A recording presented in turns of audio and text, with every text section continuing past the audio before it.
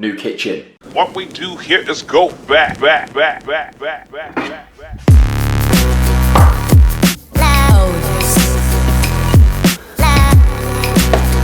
Boo, boo, you're just a crap Delia Smith, crap Delia Smith.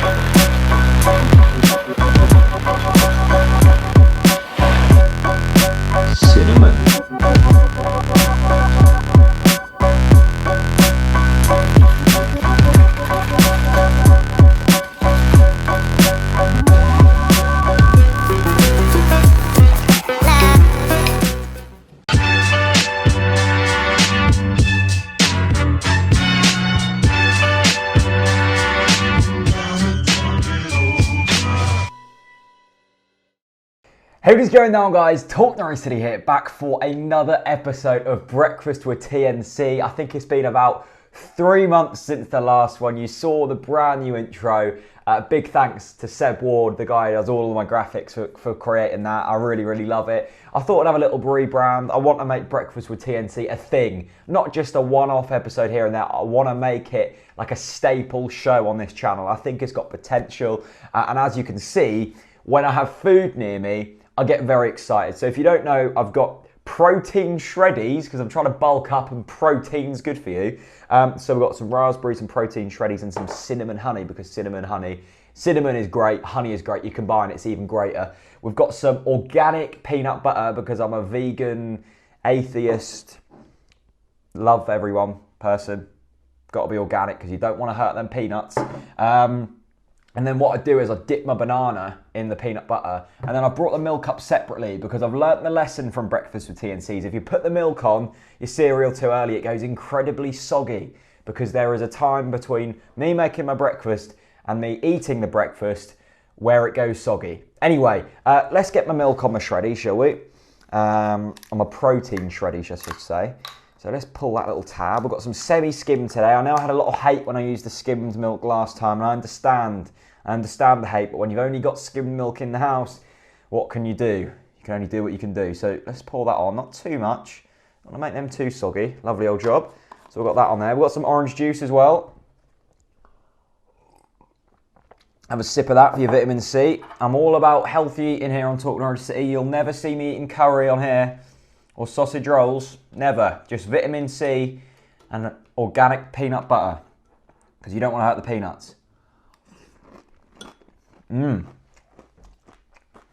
Lovely. I'll get to that in a minute. I understand you don't want to see me here just eating like this. By the way, if you could see outside right now, lovely day. Lovely day outside. We've got orange juice and we've got sun. It's basically like being in the Algarve. Just I'm not. Anyway, I've got protein shreddies stuck around my teeth now.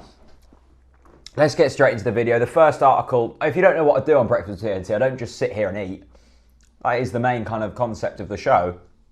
But I basically go online and find all of the news for today regarding Norwich City. It's a bit quiet this week because it's in an international break. We've got some players going out on international duty. The first one's all about Michael McGovern, the man who's come in and been absolutely brilliant, I think, for Norwich City. Made a few huge saves once again at the weekend. Made that massive save off Newer Dicko. I thought that was absolutely brilliant. And a few other big saves. He looks great. He looks really great. I wasn't too sure about it when he came in, but I think he's better than Declan Rudd and I think he's better than John Ruddy. So rightly so, he's our number one. He's basically talking here about his relationship with Alex Neil. He said, I always felt I had the ability, but you need people to give you a chance. He said, Michael O'Neill gave me a chance for Northern Ireland at the Euros, and Alex Neil in the Premiership in Scotland, and now down here. Over the last couple of years, I got the opportunity to play for my national team, which is a big plus, and that's helped me really kick on. He was incredible in the Euros, and I think that's why he got the move to Norwich City. And likewise, the reason Tim Close didn't move away because he was injured, and Very surprised we kept hold of Robbie Brady because he had a really good Euro. So it shows that the calibre of Norwich City is fairly big, that we can attract these players in. There was interest from Premier League clubs, it says here, from for Michael McGovern, but we got hold of him. As always, I'll link the articles down in the description below so you can check them out in full. But Michael McGovern done really well for Norwich City this season. Really, really like him. Next thing on the Norwich Evening News, it's a fans article. I'd done one last week. This week it's Lee Payne. Really like reading Lee's stuff. Basically talking here about stadium expansion, and it's been sparked from the game at Molineux. I got so told off for calling it the Molineux. I understand it's not called the Molineux, but it's really hard to go, I'm going to Molineux. It just doesn't sound right. So for the man who got incredibly agitated and me saying the Molineux ruined his Saturday night, I apologise. Stadium expansion, Molineux. Molineux increased their capacity to 31,000. They thought they were a sustained Premier League club. I didn't realise this, but I read it in Lee's article. And it's basically saying until we are a sustained Premier League club, stadium expansion isn't the one. Lee talks about us not being able to sell all of our general sale tickets this season. We will always have, I would have thought, unless it goes dramatically wrong, we'll always have 22,000 season ticket holders, and we could have 26,000 season ticket holders if we wanted to. But there always needs to be some general sale tickets just to get new fans through the gate and stuff like that. And I think that's the right thing to do. There is a waiting list for season tickets, and I think there will be for a long time, especially if we get back into the Premier League. If we get back into the Premier League, we'll be able to fill a 30,000 stadium, no doubt about it. But Wigan on a Tuesday night, Cardiff on a Saturday, it's not that attractive to like 8-year-old kids or whatever who are getting into the game, and they can either watch Arsenal or Liverpool or Man United on telly, or go and watch Cardiff and watch Peter Whittingham screw up free kicks with his left foot. What would you prefer, Mesut Ozil or Peter Whittingham? Probably Mesut Ozil.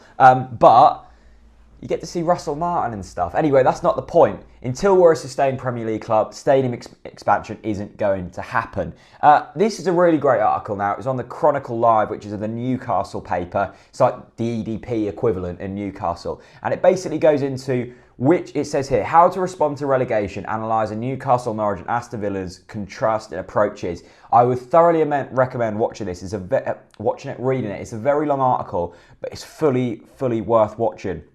It goes into the transfer policies of each side, the ownership of each side, how we play. It's really, really good. And the overall verdict is here for Norwich City. They've called us the continuity approach.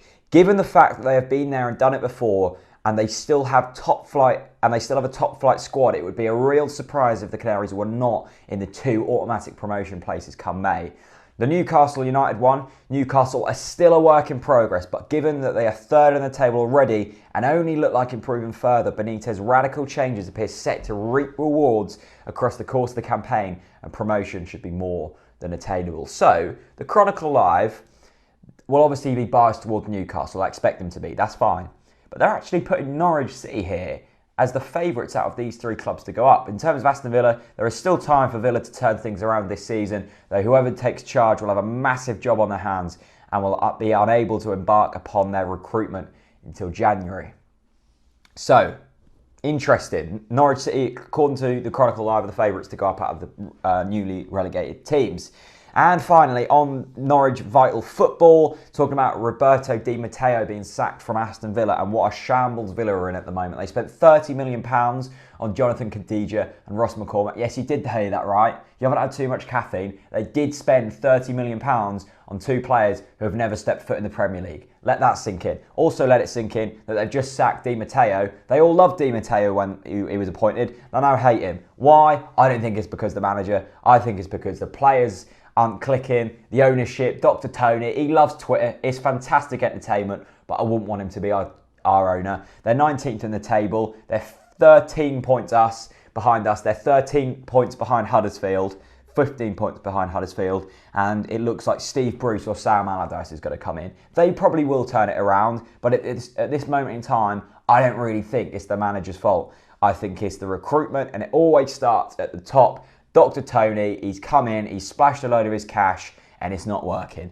Poor old Aston Villa. What a shame. Anyway, that's Breakfast with TNC today. It's been a very long one. I thought, let's bulk it up for the first one back. I'm going to continue to eat my protein shreddies. Tomorrow you'll see my biceps so big they won't even fit in my t-shirt. Thanks for watching, and see you later.